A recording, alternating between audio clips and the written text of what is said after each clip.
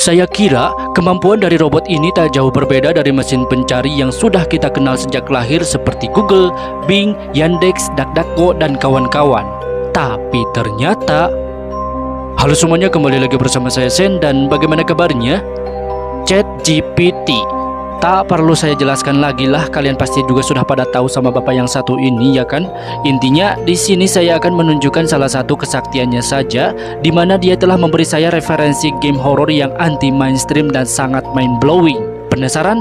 So, seperti biasa tanpa berbusa-busa lo basa-basi sukut bau sabu-sabu siga besabi, inilah full game for you dengan genre horor mengerikan yang direkomendasikan oleh sebuah robot canggih bernama ChatGPT versi APK Horor.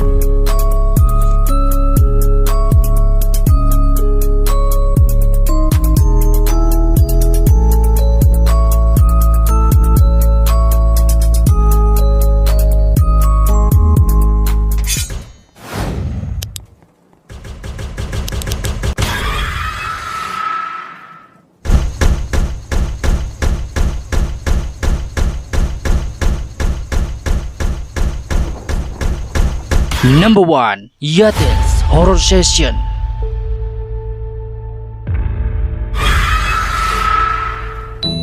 Rekomendasi game horor pertama kita buka dengan sebuah permainan tanpa cerita, tanpa senjata, tanpa suara, tanpa kuota, dan aku tanpamu, Bubuk Ranginang. Game yang dirilis pada bulan Juni tahun 2022 berukuran cukup mungil karena hanya sekitar 77 MB saja, dan sudah tentu gamenya dimainkan secara full offline.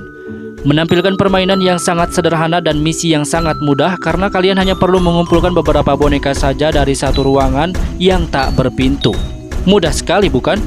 Tapi bersikap sopanlah karena rumah ini bukan milik kita semua. Kalian harus tetap berhati-hati karena akan ada sebuah robot boneka yang terus mengintai di seluruh ruangan yang ada.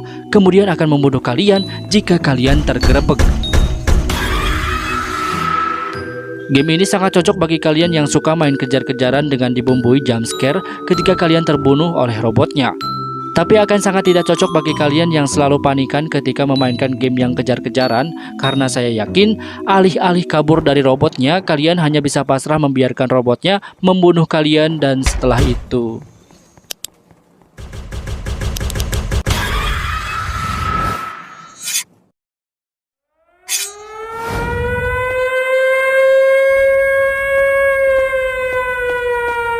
Number 2, Fear Surrounds.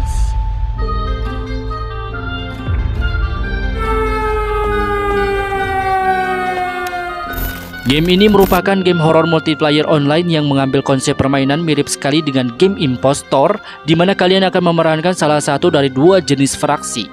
Fraksi pertama terdiri dari karakter antagonis yang memiliki misi untuk berpura-pura menjadi manusia biasa, sambil menunggu kesempatan untuk membunuh orang lain dan berusaha menyembunyikan fakta bahwa kalianlah yang telah membunuhnya. Atau bisa juga kalian akan berperan sebagai karakter protagonis yang berusaha untuk membongkar siapa pelaku dari pembunuhan tersebut. Di satu sisi, game semacam ini cukup bermanfaat untuk melatih argumentasi kalian jika kalian berperan sebagai karakter protagonis. Kalau kalian berperan sebagai penjahat, ya sudah tentu itu adalah sisi negatif dari game semacam ini, karena kalian berusaha mati-matian mempertahankan argumen yang salah dengan dipenuhi kebohongan serta fitnahan. Bentuk masalah grafik dan sudut pandang kamera ini adalah salah satu game yang paling saya suka karena bersudut pandang orang ketiga dengan animasi karakter yang halus dan nuansa grafik yang memukau. Sayangnya untuk konsep permainan seperti ini kurang saya sukai karena tadi alih-alih bermain secara bebas kita dipaksa untuk mencari tahu siapa pembunuhnya.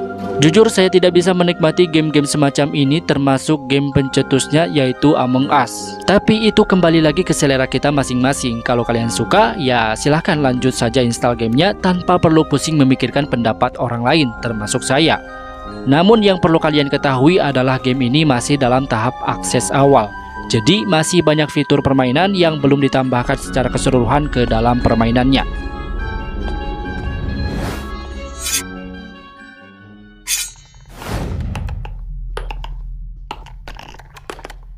Number 3, Sinister Edge.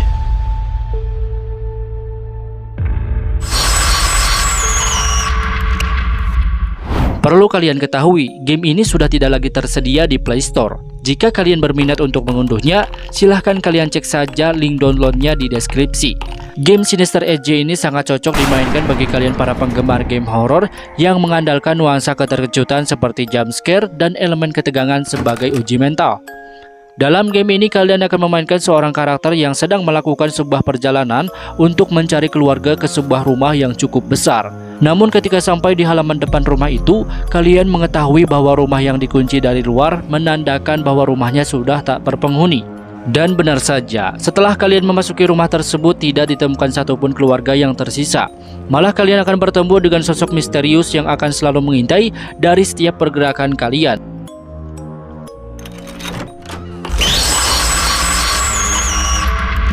Ukuran gamenya sendiri cukup ringan, hanya sekitar 100 MB-an yang bisa dikatakan masih 90% offline.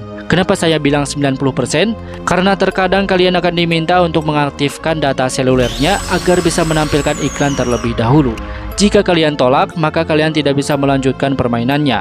Tapi tenang, itu hanya sesekali saja. Selebihnya, game ini bisa dimainkan secara full offline.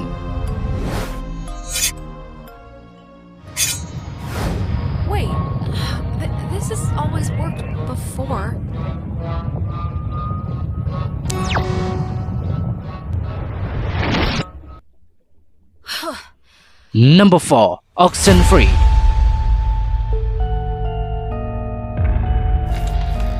Sebuah game yang sangat unik dan menarik jika otak kalian didesain dengan bahasa Inggris yang mumpuni. Karena kekuatan inti dari game ini adalah dari narasinya. Di awal permainan saja kita akan langsung disuguhkan oleh percakapan 3 orang remaja dengan bahasa Inggris tentunya. Sebagai Alex, kita bisa ikut menjadi bagian dalam pembicaraan tersebut, dan dari setiap pilihan yang kita buat saat berbicara dapat mempengaruhi jalan cerita ke depannya. Game ini bertema petualangan misteri yang diberi nuansa horor tentang sekelompok remaja yang mengusung kejadian supranatural saat mereka berlibur ke sebuah pulau. Seperti yang sudah saya sebutkan tadi, dalam game ini kita akan berperan sebagai seseorang yang bernama Alex. Tapi jangan salah paham, Alex adalah seorang anak perempuan yang berusia 17 tahun. Meskipun gaya permainan menggunakan point and click saja yang mayoritas tidak disukai di wilayah Indonesia, tapi game ini termasuk salah satu game horor yang sangat populer di luar sana karena mereka paham betul misteri yang disuguhkan dalam permainan ini menjadi fokus utama yang menarik perhatian mereka dan bahkan bisa mengalahkan sisi mekanisme permainan yang umum kita gunakan. Salah satu buktinya bisa kita lihat dari ukuran game ini yang tergolong cukup besar, sekitar 740 MB-an dengan rating yang cukup tinggi, yaitu 4,6 dari 5 keseluruhan. Sungguh mengejutkan sekali bukan? Bahwa saat ini robot juga bisa merekomendasikan sebuah game horor yang lebih bagus dari para manusia. Jika ada saran game horor Android yang bagus, silahkan komen saja di bawah. Saya tunggu saran gamenya dari kalian. Dan seperti biasa, terima kasih sudah menonton. Semoga bermanfaat. See you in the next videos.